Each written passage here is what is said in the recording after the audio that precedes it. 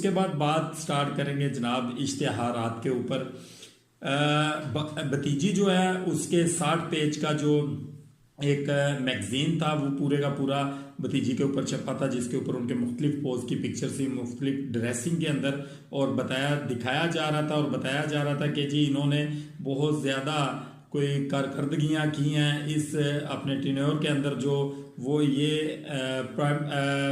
इस वक्त वज़ीर आला पंजाब का कर रही हैं।